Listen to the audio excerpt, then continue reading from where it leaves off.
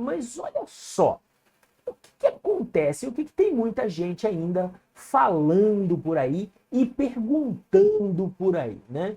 Bruno, com a nova redação do parágrafo 2º do artigo 40, não pode haver mais proventos superiores ao teto do INSS?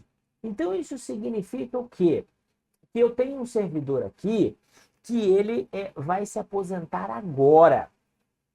E eu calculei aqui os proventos dele dá 10 mil reais, né?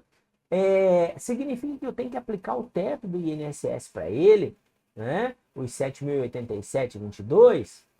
Não, gente, não é isso que o parágrafo está dizendo. Mas muita gente defendeu isso. Muita gente, tão logo saiu a reforma, veio dizendo que, a partir da emenda constitucional número 103, todos os servidores públicos estão sujeitos ao teto do INSS. Veja só, o final, ou melhor, quando se refere a todos os servidores, está correto. Por quê?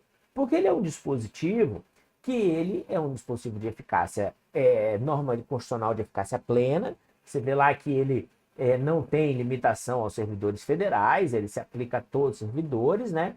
É um dispositivo de aplicação imediata, mas ele tem a condicionante. E que condicionante é essa? A condicionante de se observar o disposto nos parágrafos 14 a 16, né? Então, gente, quando ele põe essa condicionante, ele está dizendo para você o seguinte: olha, por mais que eu estou dizendo aqui que agora o limite máximo é o teto do INSS, você tem que ir com cuidado. Por quê? Porque eu criei, Constituição Federal, criei uma espécie de normas transitórias, lá no parágrafo 14 a 16. E você tem que olhar isso, você tem que tomar cuidado com isso para você não trazer equívocos, você não errar, né? Porque se você errar, né, o que vai acontecer? Você vai praticar um ato inconstitucional, né? Você vai emprestar, e que ato inconstitucional é esse? Você vai emprestar vigência para a norma produzir efeitos em fatos passados, né? E isso não é possível, ok? Então, por isso o Constituinte Derivado tomou esse cuidado também de falar para o aplicador da norma que ele tem que observar o disposto nesses parágrafos. E esses parágrafos, em síntese, dizem o quê? Dizem que a previdência, ou melhor, o limite máximo do INSS, do salário de benefício do INSS, só se aplica para quem entrou no regime próprio, ou melhor, no serviço público, após a instituição da Previdência Complementar.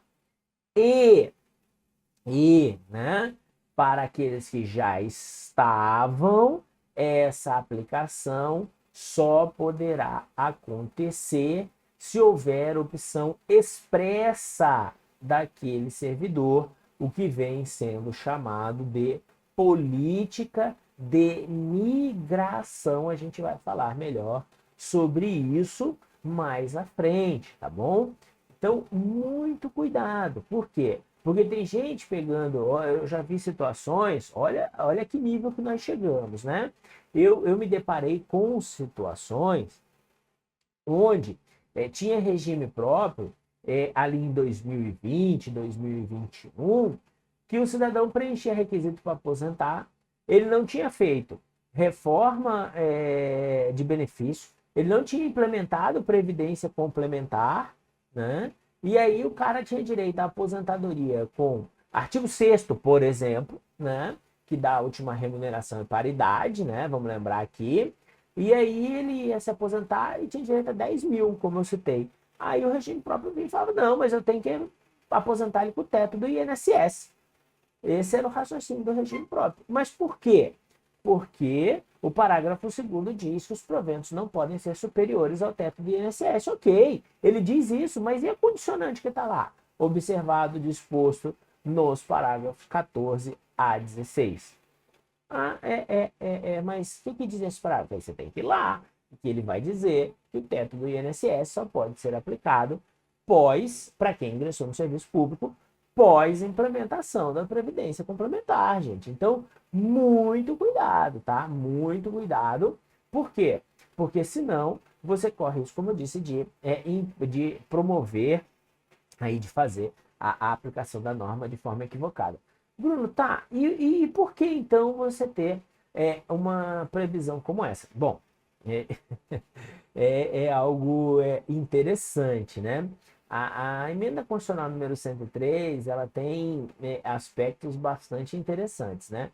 Ela traz normas gerais e aí ela traz normas de exceções lá no seu texto mesmo, né?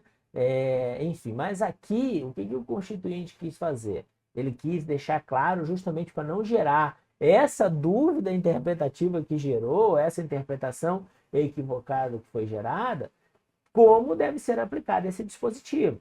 O parágrafo 2º é um dispositivo de futuro, né? Principalmente na sua última parte. O que ele quer nos dizer?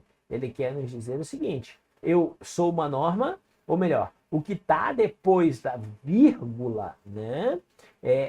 Também tem uma função de norma de transição. E por que também tem uma função de norma de transição, gente? Porque a partir do momento em que não existirem mais nos regimes próprios servidores que ingressaram antes da instituição da Previdência Complementar e que não tenham feito opção por migrarem para ela, né? Ou seja, aqueles que optaram por ficar, como eu disse, no chamado regime antigo, aí sim todos estarão sujeitos ao teto do INSS, tá? Então, nesse ponto, galera, a gente precisa tomar esse cuidado, porque é importantíssimo que nós tenhamos essa visão, que a parte ali pós-vírgula é uma norma de transição.